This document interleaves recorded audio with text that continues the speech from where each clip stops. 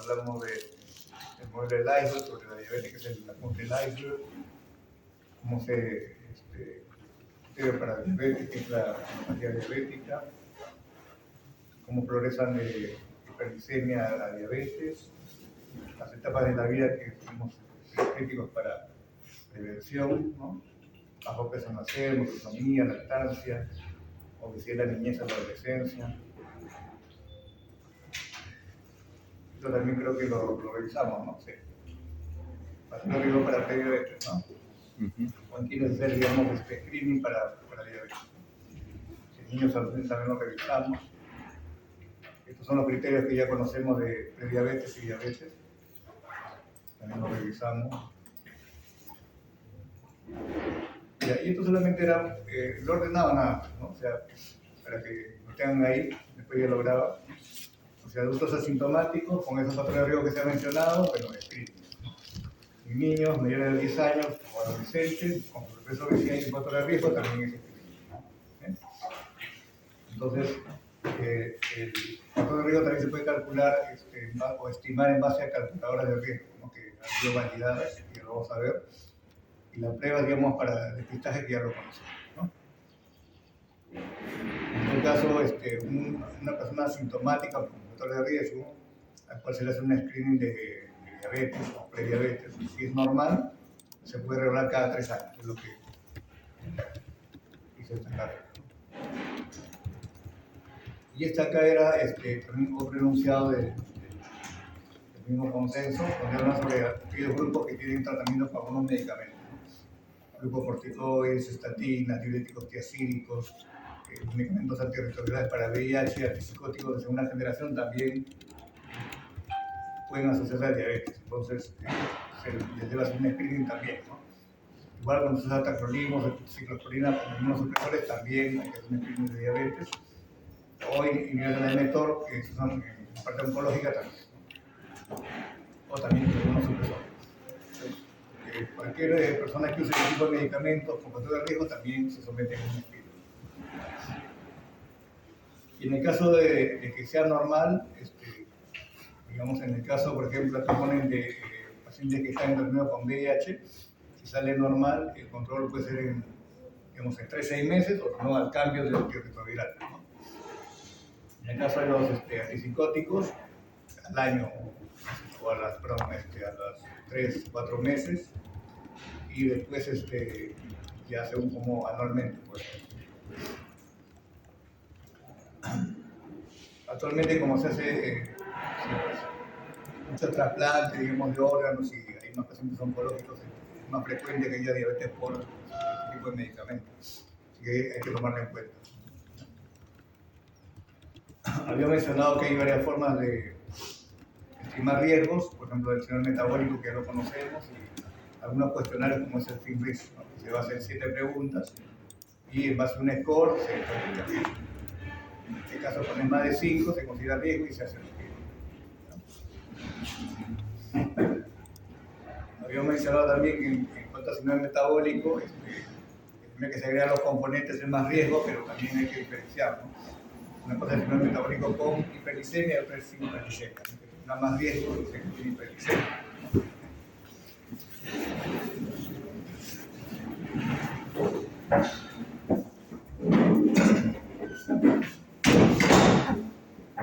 También les había comentado que en cuanto a los criterios, que es más fácil, digamos, de normalizar en intervención es el triglicérido, la glucosa y también la presión. En cuanto al diámetro de cintura o al HL es mucho más difícil intervenir o modificar o normalizar. Se requiere más pérdida de peso, más actividad física para que esto, digamos, mejore. Incluso si hablamos de pérdida de peso, que es lo que la mayoría tienen esa inquietud, bueno, no pierden medidas y después el peso ya con el tiempo, cuando hablamos ya de 2 o 3 años de seguimiento continuo, del tratamiento, el manejo. Y esto es básicamente como una secuencia metabólica, entre comillas, ¿no? Que empieza con la dieta, el sedentarismo, el depósito de la expansión de la grasa visceral, y después se vuelve tóxica a nivel de hígado, de músculo. También se ha observado en riñones, páncreas, ese tipo de grasa ectópica, se considera la lipotoxicidad, ¿no? Y cuando ya estamos ante un paciente con alguna presión para diabetes, bueno, eso ya también causa elevación de la glucosa prediabetes y todos los estados de glicemia que ya conocemos. Eso ya se puede riesgo de diabetes y enfermedad cardiovascular. Ahora, siguiendo con lo mismo en cómo estimamos el riesgo, este test del FINRISK, que lo fue en Finlandia, tenía básicamente, acá, tenía como 8 preguntas, bueno, ha sido validada, ¿no? Entonces, ha sido inclusive hasta modificada, y por ejemplo, la Asociación Americana de Diabetes tiene el mismo cuestionario modificado, pero en base a 7 preguntas. Al final, ustedes eligen cuál va mejor, ¿no? Por practicidad o en todo caso, una cuestión de investigación también. Al final, si usted tiene un factor de riesgo, ya ha hecho que ese paciente tiene que ser sometido a un screening.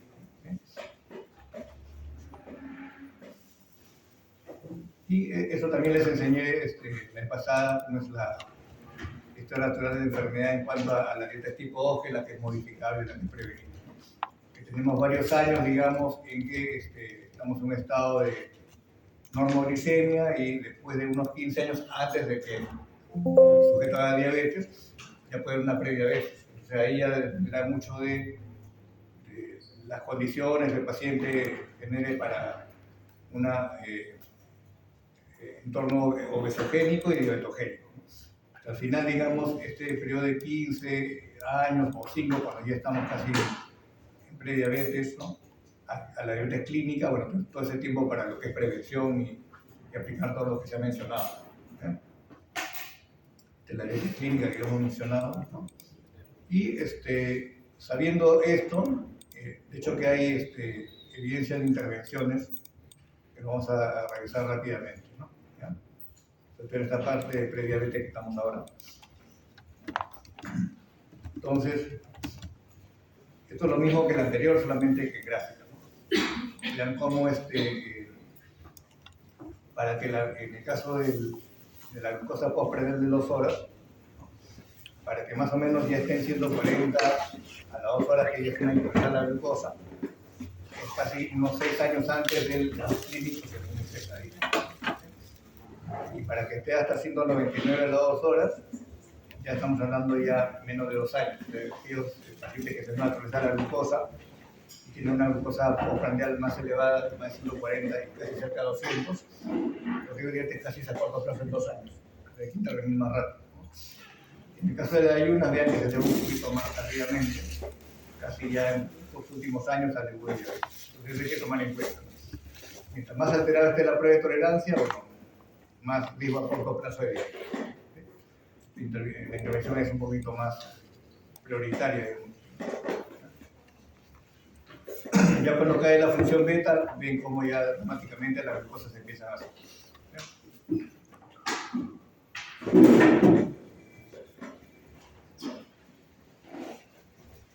Otro detalle acá de repente es esta curva morada, ¿no? Que es la sensibilidad a la insulina, ¿no? Vean que ya 15 años antes de una posible diabetes empieza a caer progresivamente la sensibilidad, ¿no? Se comenta la resistencia a la insulina en otras palabras. Ya casi 6 años antes hay una caída un poquito más continua, pero ya después, antes casi 5 años de enfermedad, ya es una mayor resistencia a la insulina. Y son pacientes que, por ejemplo, tienen insulina muy alta, en ayunas, postprandial, y la glucosa ya está elevándose cada vez más. Este periodo es también un periodo de bastante riesgo. Bueno, hay una hiperinsulinemia importante, ¿no? Entonces, si ya tenemos a nuestro paciente ya identificado con factores de riesgo, le hacemos una pretolerancia o una glicosilada y nos sale en esos rangos de prediabetes, tenemos que intervenir. Entonces, usted sabe muy bien que la base va a ser el estilo de vida, ¿no? El estilo de vida terapéutico, le llamamos, ¿no? Que se basa en que es dieta saludable o un patrón de alimentación, como se dice ahora, o de dieta y la actividad física. Eso está basado en el estudio DPP, el estudio de Programa de Prevención de Diabetes, que justamente basado en este tipo, digamos, de estrategias, se logró pues una previsión en diabetes con este cambio de estilo de vida. Y aquí, por ejemplo, se ve que en muchas regiones a nivel mundial se han hecho ese tipo de ensayos de intervención y vemos que sí es efectivo, ¿no? Que el cambio de estilo de vida disminuye casi hasta un 67%, digamos, el riesgo de diabetes en esta porción de alto riesgo de hacer diabetes a corto plazo.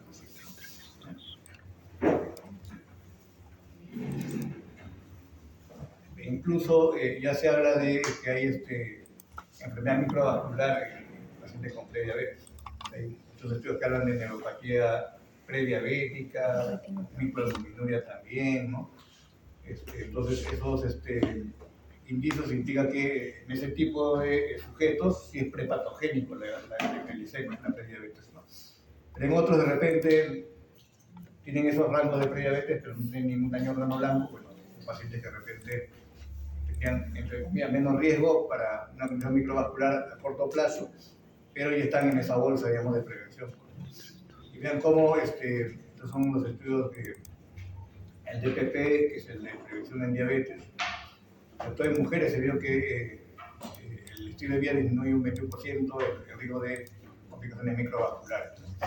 Las bariátricas también, mira, que un 82%. Y el estudio chino, el DAKIN, con estilo de vida también intensivo, casi hasta un 46% de retinopatía de diabetes. Es importante.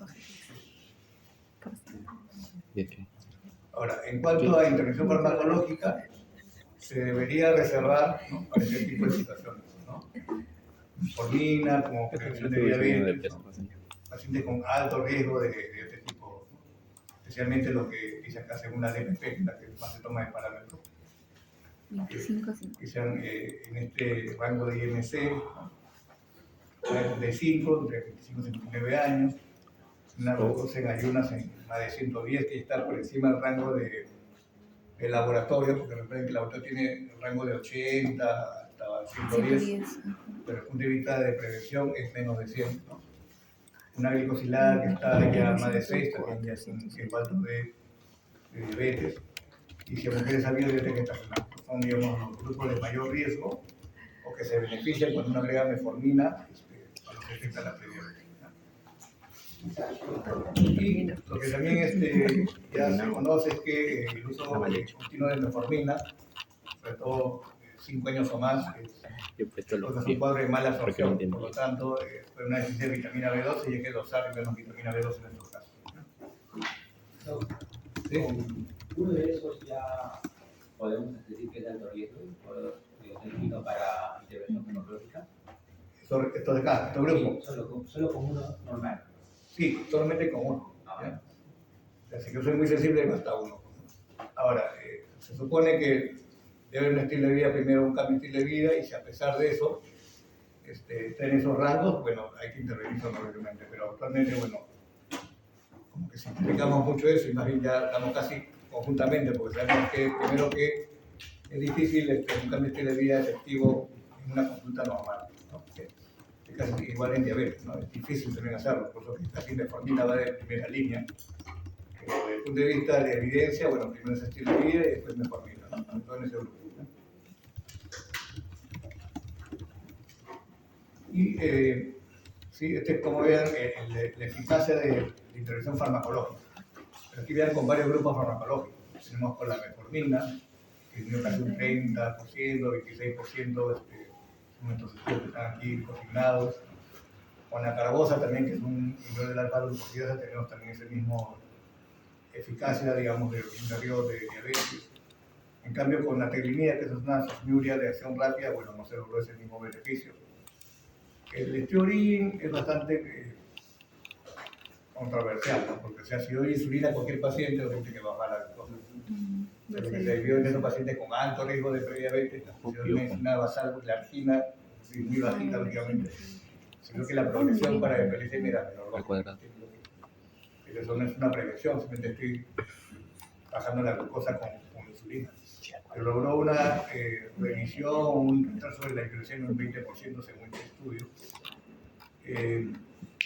Los estudios que vienen con cilitazona, cloralitazona y cloralitazona son las glitazonas, ¿no? mamita de la alfa, de la PP de Pargama, ¿no? Entonces, estos medicamentos lo que hacen es aumentar la sensibilidad a la insulina, por lo tanto, mejora también el riesgo de diabetes en esta proporción, inclusive es bastante potente este efecto farmacológico, ¿no? 75%, 60%. ¿Por qué? Porque lo que hace la glitazonas es redistribuir la grasa visceral y la grasa ectópica, la grasa subcutánea, lo que sube de peso, mejora la sensibilidad y bueno, mejora la glucosa. El efecto es, digamos, farmacológico, ¿no? Y es bastante potente. No lo solemos usar porque lógicamente que sube de peso, hay edema, es un problema, ¿no? Y acá está solamente en gráfica lo mismo. Vean que este es el estudio de PPP, ¿no? Donde se comparó placebo con metformina y con estilo de vida. Vean que el estilo de vida tiene mejor impacto en, digamos, en presión de diabetes, ¿no? Baja casi un 20%, en cambio metformina es casi pero este es un 50%, metformina casi es un 25%. No, placebo está rebotado. No, pero porque la incidencia la tía con glitazonas. El estilo de vida es lo mejor para bajar espectacular, pero el problema es que sube mucho la incidencia de diabetes. Con la glucosa también se ve que hay un efecto importante de manera profiláctica, metformina, porque el estilo de vida no está prevención, y este es con la bariátrica. Todavía cualquier método no farmacológico tiene una evidencia de que retrasan la enfermedad. Incluso vean que este es el estudio de PP, que fue en los primeros 4 años donde se mostró esa disminución de riesgo de diabetes, pero ya en su extensión, ¿no? Vean ya 15 años el efecto todavía continúa. Casi se acerca al estilo de vida, pero vean que ya que avanza el seguimiento, bueno, el beneficio todavía se ve con estilo de vida y con fármacos. Es un efecto ya de 15 años que ganamos en el paciente que tuvo ese riesgo de diabetes, digamos, a corto tiempo. Ahora, este es la evidencia. Recuerden que estos pacientes han sido seguidos, ¿no? Por profesionales, combinan hacer la dieta del ejercicio, que no fumen, o sea, es una inversión que inclusive es más costosa que la metformina. O sea, que actualmente los seguros de esta forma aprueban la metformina a estos pacientes, ¿no? Pero digamos que es porque es difícil a veces un programa de estilo de vida que resulta a veces más caro que una metformina. Entonces es superior a la metformina, ¿no? La incidencia disminuye. Y este cuadro es la proporción de pacientes que más bien ya pasan a un estado de no diabetes o no hiperglicemia, ¿no? De no prediabetes. Hay una reversión de la normoglicemia. Vean que es bastante alto, el estilo de vida casi un 100%, ¿no?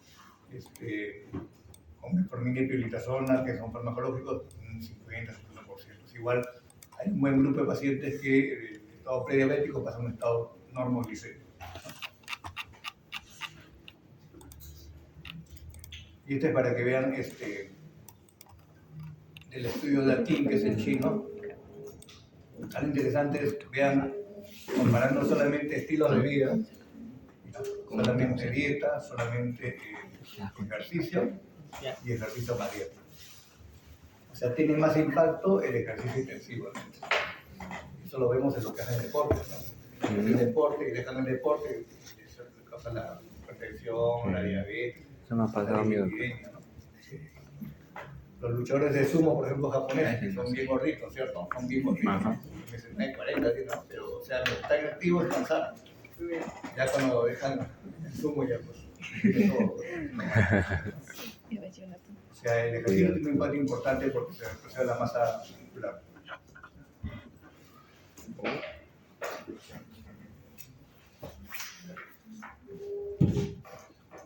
Ya. Igual, o sea, digamos, así como la prediabetes se puede prevenir la enfermedad cardiovascular en este tipo de personas también. Igual hay que hacer un screening de riesgo, viendo cómo está el perfil lipídico, ¿no? Viendo antecedentes personales, familiares de enfermedad cardiovascular, ¿no? ¿Para qué? Para ya hablar del rubro de prevención cardiovascular que con igual cambio de estilo de vida, el ejercicio, la dieta y también estatinas con el indicado. Incluso, por ejemplo, este medicamento, la pioglitazona, en su estudio original también preventivo, también demostró que previene complicaciones cerebrovasculares y infarto miocardio. O sea, por evidencia se ha visto eso, pero el efecto del edema, aumento de peso, siempre es un problema con este tipo de medicamentos. Por tanto, no se usa casi con frecuencia, ¿no? Más frecuente usar la metformina.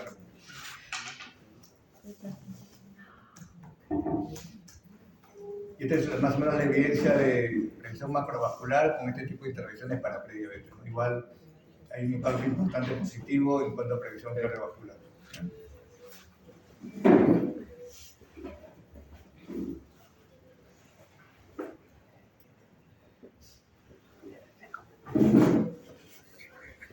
Ahora, en ese mismo contexto que estamos previniendo la diabetes, bueno, el darle valor al sobrepeso obesidad, ¿no? Actualmente se le da mucho valor porque hay ya tratamiento farmacológico que es efectivo.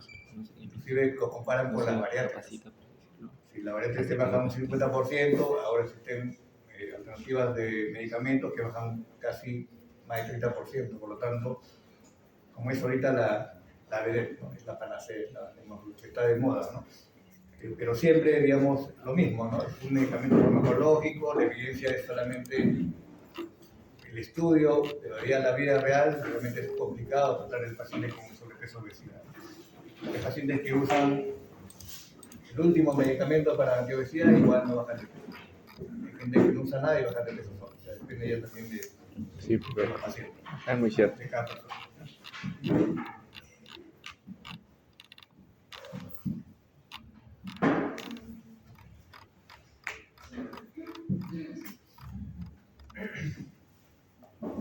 Por ejemplo, estos son ya esquemas para bajar de peso, ¿no?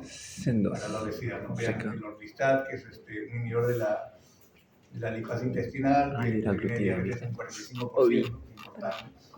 La norcaserina, que es un anorexígeno, casi un 36%. La propiramato-fentermina, que también es un anorexígeno, que lo tenemos en el mercado, 89%. Y la Yo con puro ejercicio he conseguido Estos fármacos que son usados para lo que es obesidad tienen un impacto. Con puro ejercicio he conseguido mi fracaso.